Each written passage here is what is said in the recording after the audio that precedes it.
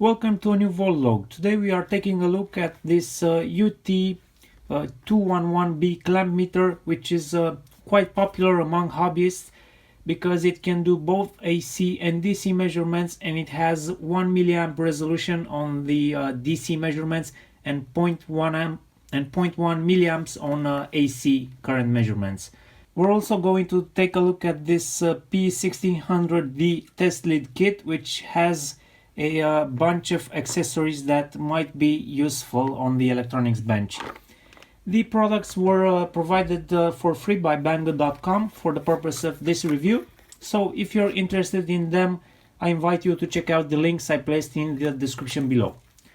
As it's usual with UNI-T products, they come with a carry case inside the box, and I'm surprised a bit on the size of this meter.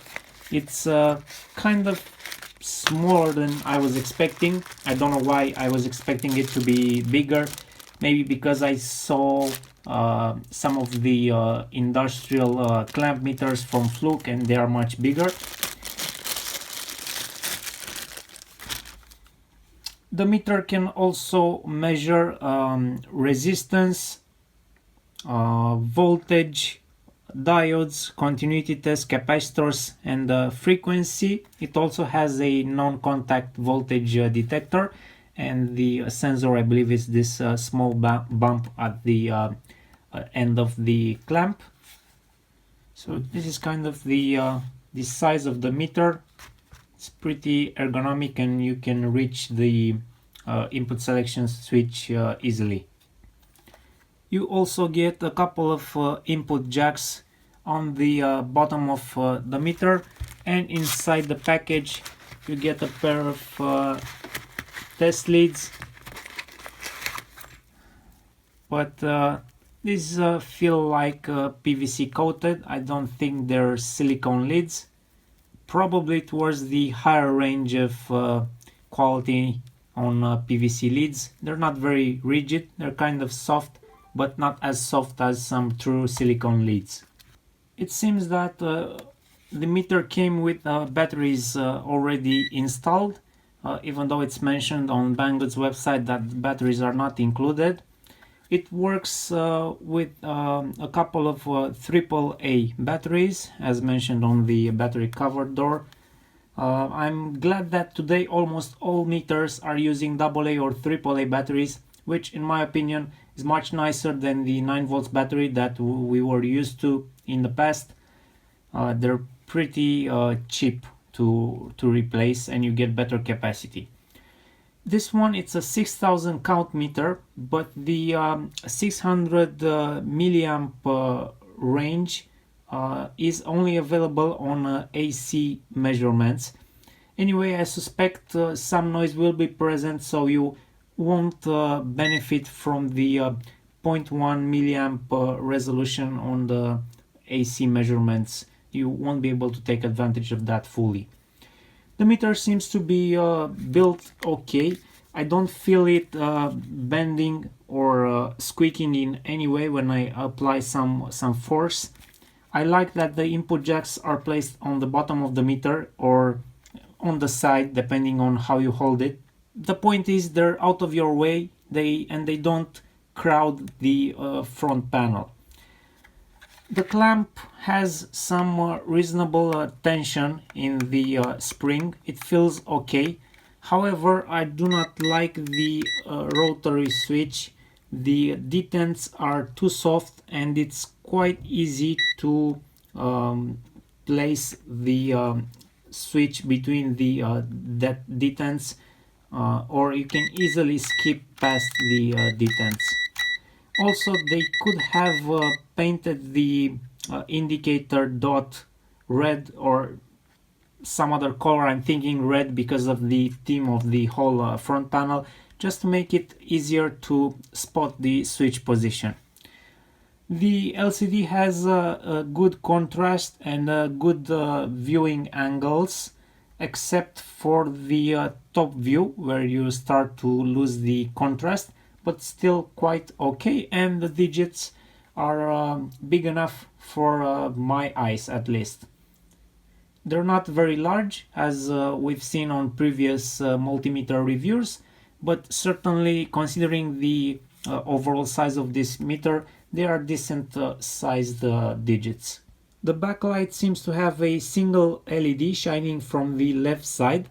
It's nothing special here. It does the job, but it's not great.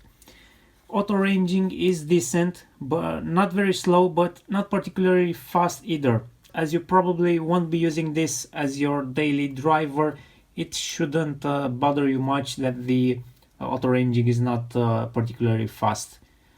It has a rating of Cat 2600 volts, and since it's written right here on the input jacks, I'm going to assume the rating is for the wired inputs.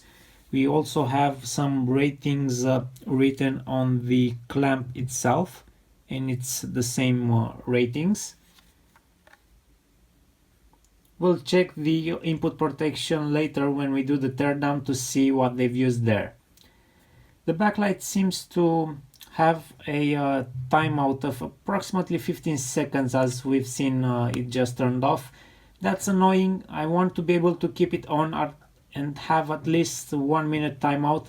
However, the internet never sleeps on these things, and guys on various forums have hacked the EEPROM memory in this meter to enable or change various settings. For example, I've been reading that they've enabled the 10,000 counts mode. They changed the backlight delay, they changed the default mode to DC instead of AC. So it would be interesting to try some of those hacks if you really need them. This is all possible because these chip meters use integrated multimeter chipsets, which are configured using an external EEPROM for a particular model or range of products. These chips usually have more capabilities than the manufacturer enables for a particular range of products. Now let's see how the continuity test performs on the supplied probes. So it appears it is latched, but it skips a few contacts. Maybe it catches 1 out of 3. Let's do the same test with a good pair of test leads. And now here's the same test with a very good set of test leads. These are my ProbeMaster test leads. I love them. And here is the meter catches every single contact. So as you can see, the probes that you're using matter a lot during your measurements, and that is particularly visible in the continuity test. So now you could say this meter has an excellent continuity test. Now let's do some voltage measurements and compare them with my Agilent 3441A. So this is 1 volt, 3.3 volts, 5 volts, 10 volts, 20 volts, and 30 volts. Now for the current reading measurements, it seems to perform pretty accurately immediately after I zero the clamp meter, but then it starts collecting errors because of the stray magnetic field. So I'm not sure how to get it in a position where it would not collect those errors. But right right after I zero the meter, let me show you. So it's now let's try to zero the meter in this position. Now let me insert the cable for the measurement. So yeah, we're getting pretty good measurements. We're down in the 30 milliamps range right now. Let me just increase this current to, let's say, 200 milliamps. So this is not ideal because kind of having the meter in the wrong position, but you can see when I get it right, we're getting basically the same 199 milliamps measurement as we're getting on my Agilent 6.5 digit multimeter. So that's pretty good. Let's go up to 1 amp. So it's pretty difficult to get a stable reading on this meter. The reading changes constantly, and I suspect that's through parasitic magnetic fields which are around the clamp meter. So I'm not exactly keeping it in the right position for measurements, but it is showing quite good readings. I'm getting plus or minus 10 milliamps variation depending on how I move the clamp meter, but I think it's measuring spot on. If I would have a different setup in here, I think I would get better results. For example, right now the Agilent is showing 1.007 amps, and if I try to measure that in this position, we're getting pretty much the same result. So it depends a lot on how you hold and how you're close with other magnetic sources, because this basically measures a magnetic field. So it's highly sensitive to stray magnetic fields. The non-contact voltage function signals the presence of voltage through a wire by pulsing this LED and by showing a graphical indication on the LCD. I have it turned on right now because it's very sensitive. For example, it beeps continuously on the maximum level around my lab. It's basically too sensitive to be usable. In here it beeps at everything. It might be unusable depending on how you plan to use this. And I might be working under a lot of radiation in here. I need to be careful. So I think that's enough testing. I mean, you're not buying this clamp meter for doing precise voltage measurements or precise resistance measurements. You will be buying this because you need the DC current measurement capability of the clamp meter. Now let's do our teardown and see what they've put inside this meter. The battery cover door uses a metal threaded screw insert, while the other two screws holding the meter together are self-tappers. We can see they ship the meter with some pretty crappy leads. Let me just turn the meter off. As I was saying, they ship the meter with some pretty crappy batteries, so you'd better exchange these for some good quality batteries to avoid any leakage issues inside the meter, especially if you're not going to be using this instrument a lot. There is a high risk of those batteries leaking inside the battery compartment, and they will make quite a mess. So it comes apart pretty easily. I like the fact that they have these spring contacts for the battery compartment. There's no wires that could get ripped off when you take this off. And starting from the right side, I think they have a pretty decent input jack construction. Like the tabs are secured with these screws on the plastic, and then I think they are soldered to the PCB. It certainly looks better than what I've seen in recent multimeter teardowns. Surprisingly, we have in here 2 PTCs and 3 MOVs for the input protection. We see a bunch of 1206 resistors right here in series to prevent high voltage arcing. I'm not seeing the input diode protection, but that might be on the other side. I'm not sure. There are a bunch of passives throughout the board. Let's also check the numbers on the chips. So it looks like the main chipset is a DTM 0660L. Right next to it we have a T24C02. I believe this is the memory used to store the settings of the chipset. And moving to the left, they have a couple of pretty good op-amps.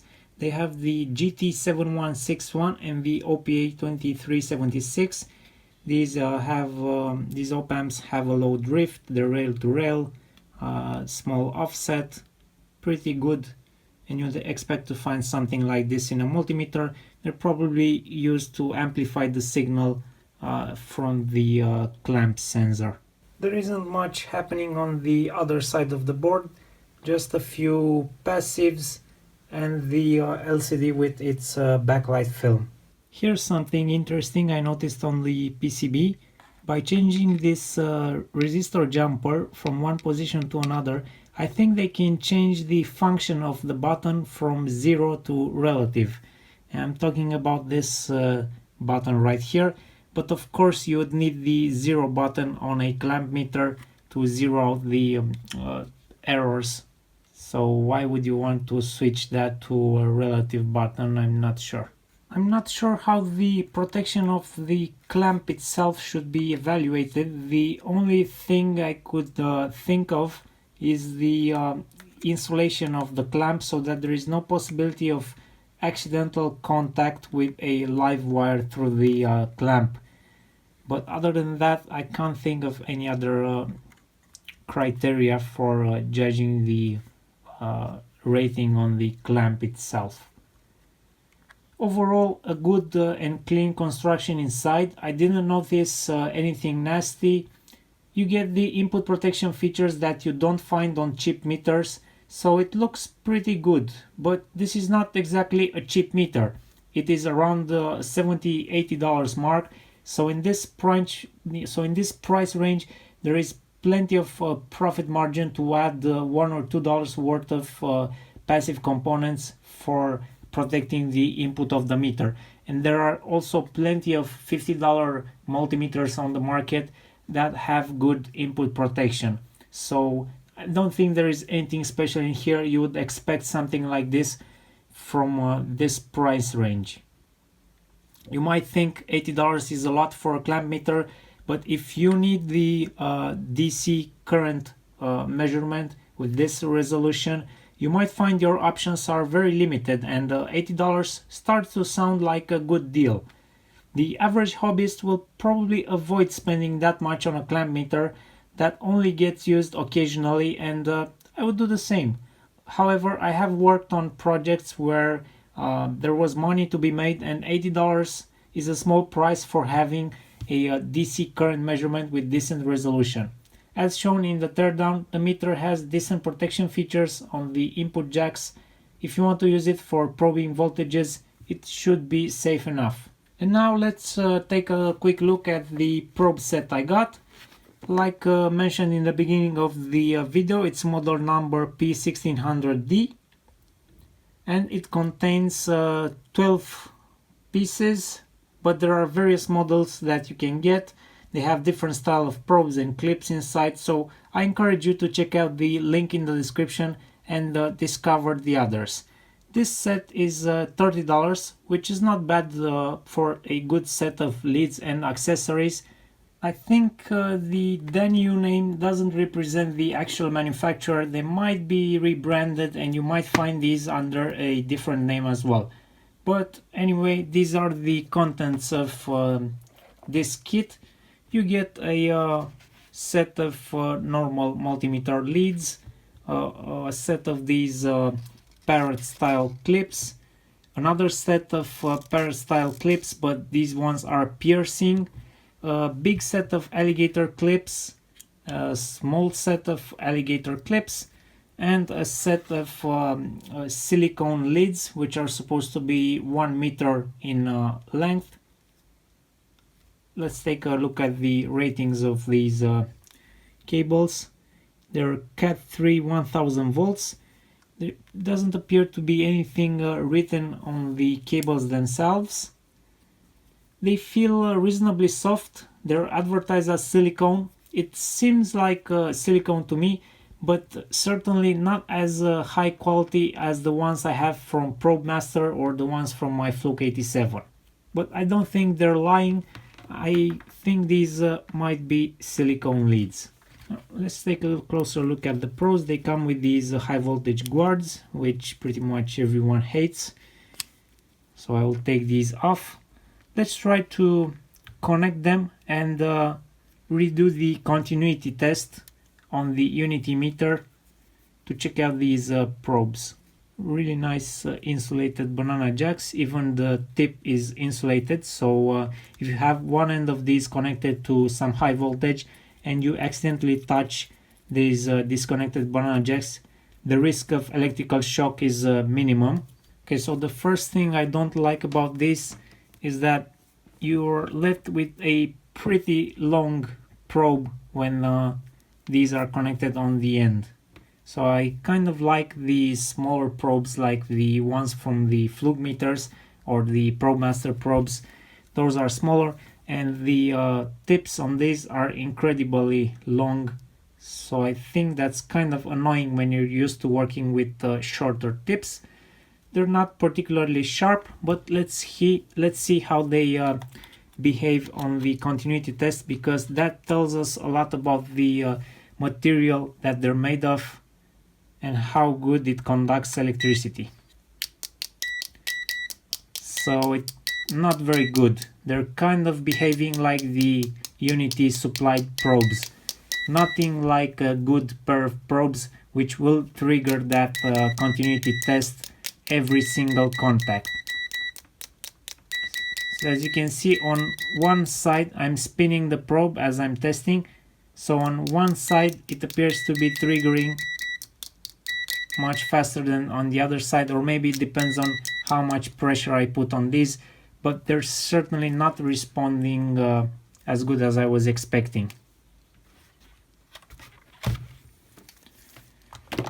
But anyway, let's move on and take a closer look at these parrot style clips.